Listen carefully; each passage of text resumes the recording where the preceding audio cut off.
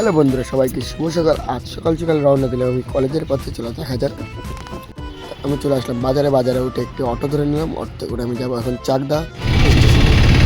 তারপরে আমি চাকদা স্টেশন থেকে ট্রেনে উঠে গেলাম। কল্যাণী নেমে আমি একটি টোটো ধরে নিলাম। টোটো ধরে আমি কলেজের পথে রওনা দিলাম আবার।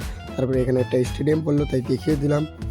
অবশ্যই আমি কল্যাণী কলেজে পৌঁছে গেছি। দেখতে পাচ্ছেন আজকে কলেজটা একটু ফাঁকা ছিল, কেন জানি না। তারপর আমাদের ডিপার্টমেন্টে আমি চলে এসেছি। ডিপার্টমেন্টটা ফাঁকা ছিল। আমি বহুত দিন পরে কলেজে এসেছি, আমি জানি না এরকম ফাঁকা থাকে না বলতে থেকে। তারপরে ক্লাস শেষে বাইরে দেখে এখানে ক্রিকেট ম্যাচ হচ্ছে, তো আমারও খেলতে ইচ্ছে করছিলো, কিন্তু খেলতে পারলাম না। তারপরে অবশ্যই আমরা রওনা দিলাম বাড়ির পথে। তারপরে কিছুক্ষণ পরে আমি চাকদা স্টেশনে চলে আসলাম ট্রেন ধরে। তারপরে বাড়ি যেতে যেতে দেখি আমার একটা পার্সেল এসেছে, দেখতে পাচ্ছেন।